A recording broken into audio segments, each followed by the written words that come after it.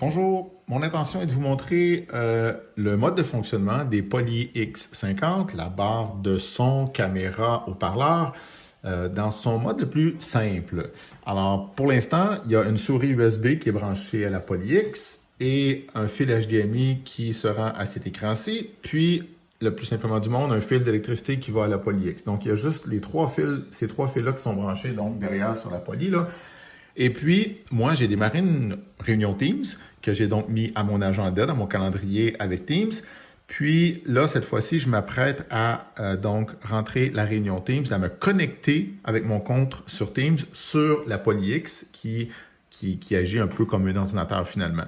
Fait que ce que je vois à l'écran, c'est la première fois, par exemple, que je rentre dans cette classe-là où est-ce que j'ai nouvellement un PolyX qui a été installé puis mis à jour par un technicien, etc. Donc, je vais devoir me connecter à Teams avec la souris du Poly.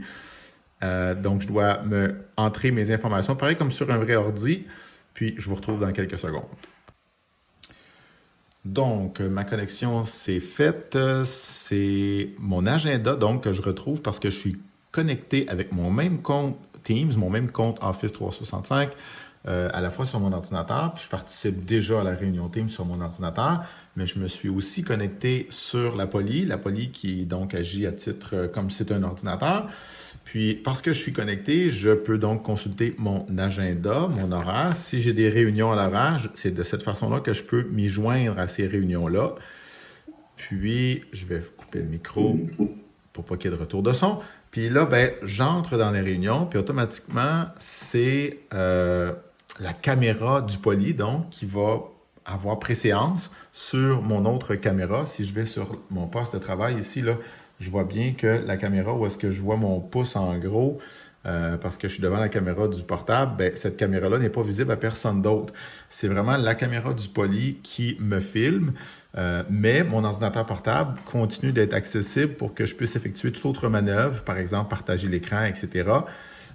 Mais moi, dans la classe, le but, c'est de voir sur le moniteur qui est relié à la Poly, c'est de voir tous mes élèves qui sont donc à distance. Et ça, je peux le faire à l'aide de la souris du Poly.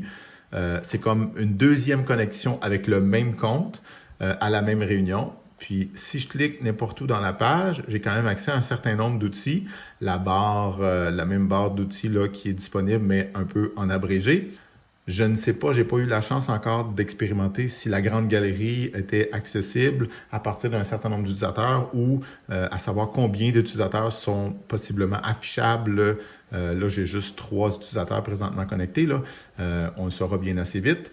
C'est aussi possible si, par exemple, à titre d'enseignant, laissez-moi vous montrer ça, ça va arriver tout le temps, vous désirez partager votre écran. Par exemple, je partage cet écran-ci. Automatiquement, la Poly va montrer le partage d'écran, mais c'est peu probable que c'est ce qui vous intéresse. Vous voulez continuer à voir tous vos élèves. Alors, dans la barre, puis un clic n'importe où dans l'écran, vous avez accès à cette barre-là. Là. Mais vous pouvez accéder à juste voir la galerie. À ce moment-là, juste voir la galerie, ça vous montre tout ce beau monde-là. Donc ça, c'est mon propre écran parce que je suis branché avec mon compte. Qui me montre en miniature le partage d'écran. Puis là, j'ai les différents visages des autres participants en fait, ça, c'est moi-même qui est visible à l'aide de la Poly. Puis ça, c'est mes autres participants des 2 autres ordi connectés. Mais je suis assez persuadé que je peux voir un grand nombre de visages, en tout cas, je l'espère. Fait que je peux faire abstraction du partage d'écran puis continuer de voir mes élèves. Donc, sur la fenêtre du Poly, c'est ce qu'on trouve particulièrement intéressant.